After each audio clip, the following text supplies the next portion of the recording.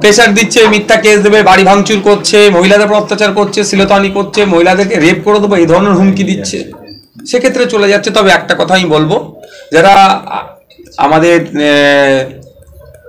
ISF এর হয়ে লড়াই করেছিলেন, আইএসএফ এর কে মানুষ খামচিহ্নকে ভরসা করে ভোট দিয়ে জিতিয়েছিল, যারা তৃণমূলে যোগদান করছেন, আমি এতটুকুই বলবো শুধু তাদের উদ্দেশ্যে যে আপনারা মানুষের মূল্যবান ভোটের দামটা দেবেন।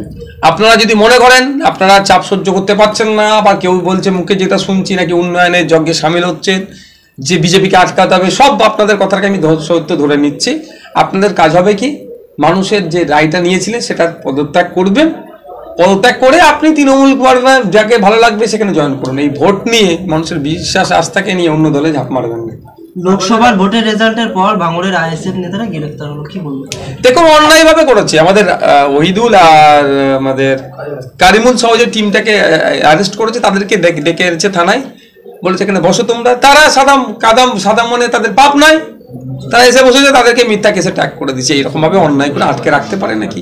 ভোটের আগের দিন রাত্রে কি হচ্ছে, আমাদের একাধিক অঞ্চলের দায়িত্বশীলদেরকে ডিটেন করেছিল, ইলেকশন এজেন্টকে পুলিশ তুলে নিয়ে চলে গিয়েছিল, গুন্ডা মোস্তানদের মারধর করেছিল, মহিলাদের মারধর করেছিল। তারপরেও যখন রেজাল্ট দেখছে যে কটা অঞ্চল বাকি আছে, তাও ৭৫,০০০ ভোট ভাঙড় থেকে অলরেডি পেয়ে গিয়েছে আইএসএফ, মাথা খারাপ হয়েছে। সেই জন্য আমাদের গণনা কেন্দ্র আমাদের সাথে অন্যায় হয়েছে। সেখানে তো কেন্দ্রীয় বাহিনী ছিল, কেন্দ্রীয় বাহিনী কি করছে না করছে আর নতুন করে বলবো না। আমি কেন বলবো, বিজেপির প্রার্থী বলে দিয়েছে কেন্দ্রীয় বাহিনীর উপরে নিয়ে উষ্মা প্রকাশ করেছে। আবার হচ্ছে এই কেন্দ্রীয় বাহিনীকে পরিচালনা করছে কারা? State machinery. মমতা বন্দ্যোপাধ্যায় বলছে পশ্চিমবাংলা এখন একটা মুসলিমদের দল বেরিয়েছে, সে বিজেপিকে সুবিধা করছে। রেজাল্টের পর এমনটাই নাম করলে আমি উত্তর দেবো, তারপরেও বলবো। ব্যাপারটা হচ্ছে মুসলমানদেরকে শুধু ভোট ব্যাংক হিসাবে বানিয়ে রেখে দিতে চেয়েছে কিছু দল।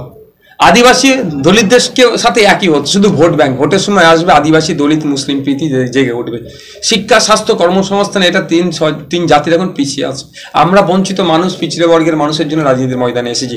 অনেকে ভয় পেয়ে যাচ্ছে। এই দেখুন না, পশ্চিমবাংলার রাজনীতিতে আমরা প্রথম জেনারেল ইলেকশন কন্টেস্ট করলাম, আমরা একা লড়াই করে 6 লক্ষের অধিক ভোট পেয়েছি। রাজ্যে 4টে সিটে আমরা প্রায় লক্ষাধিক ভোট পেয়েছি, কোনো জায়গায় লক্ষাধিকের উপরে ভোট পেয়েছি, 3 নম্বরে আছি।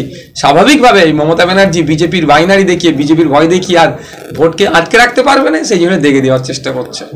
ভাঙড়ে আইএসএফ কর্মীদের বাড়িতে রাত্রেবেলা করে বোমাবাজি করা হচ্ছে, ভাঙচুর করা হচ্ছে, হুমকি দেওয়া হচ্ছে, মহিলারাও ছাড় পাচ্ছে না, পশুরাও ছাড় পাচ্ছে না। কর্মীদের কি বার্তা দেবেন? দেখুন, আমি আজকে কিছু কর্মী এসেছিল, একটা কথায় সংযত থাকতে বলেছি এবং প্রশাসনের দ্বারস্থ হচ্ছে। আমরা যারা এই অন্যায় করছি তাদের প্রত্যেকটা কিন্তু অভিযোগ আমরা দায়ের করছি। হয়তো এখন লোকাল প্রশাসন বাহাবা দিচ্ছে সেই তৃণমূলে যারা অন্যায় করছে তাদেরকে, কিছু করছে না, কিন্তু এটা মনে রাখবেন 2021 নির্বাচনে নটোরিয়াস ক্রিমিনাল লিস্টে নাম এসেছিল শওকত মোল্লা সাহেবের, কিন্তু সেই মামলা এখনো চলছে। আপনারা ভালো করে জানেন যে মামলা একদিন না একদিন শেষ হবেই, 2-1 বছর, আর খুব বেশি হলে আর 1 বছর টাইম লাগবে, কিন্তু দোষী সাব্যস্ত কি হবে? সেই একইভাবে ভাঙড়ে যারা এখন অশান্তি করছে তাদের প্রত্যেকের নাম কিন্তু আমরা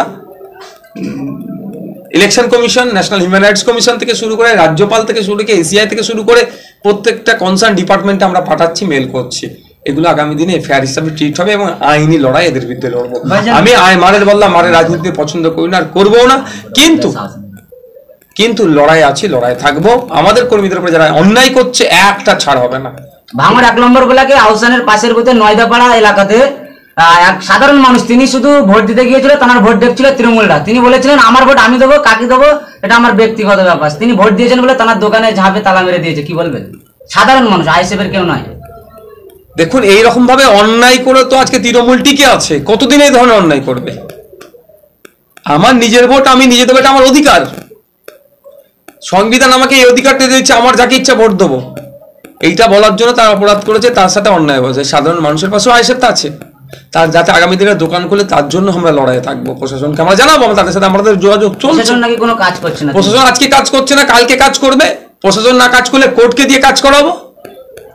প্রশাসন মমতা ব্যানার্জির কথা শুনে আজকে নাও করতে পারে, কিন্তু কোর্টের কথা তো শুনতে বাধ্য প্রশাসনকে।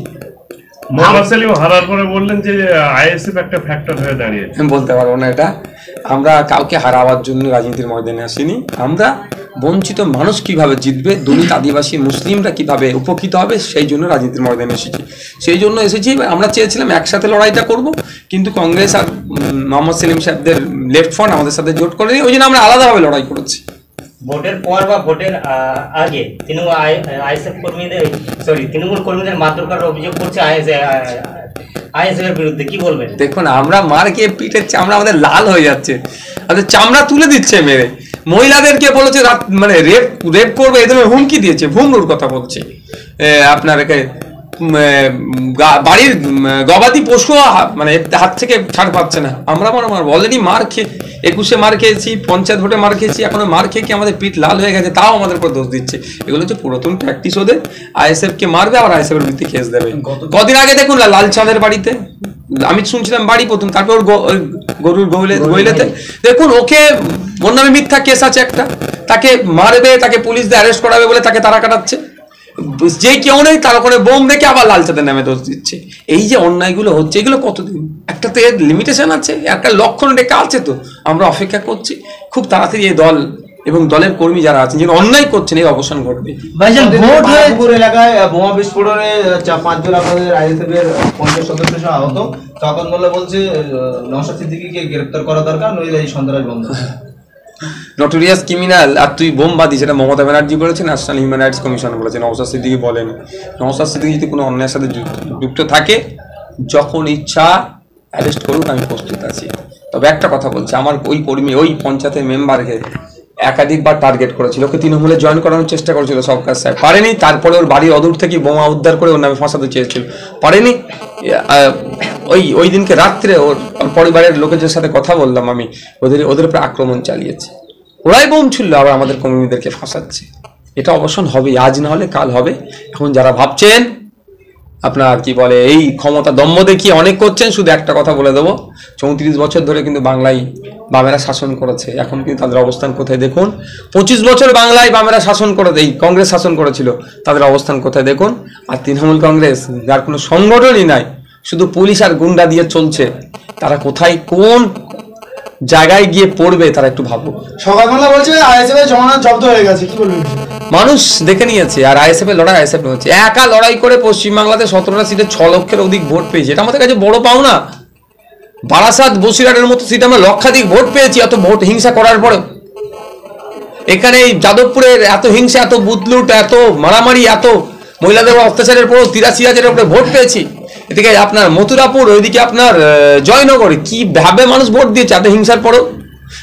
ইভিএম মেশিনে স্যালো টেপ মেরে দিয়েছিল যাতে না দেখতে পাই আমাদের সিম্বলটা, তারপরেও দেখুন কত ভোট পেয়েছি। এই জন্য ভয় পাচ্ছে, এই জন্য আমাদেরকে বলছে। ভাইজান, ভোট হয়েছে, গণনা হয়েছে, তৃণমূল কংগ্রেস জিতেও গেছে, তারপরেও মহিলাদের উপর অত্যাচার করছে, এটাই কি একটা নেতাদের কাজ? ভোট ঠিকঠাক হয়নি, মানে দিতে দেয়নি মানুষ।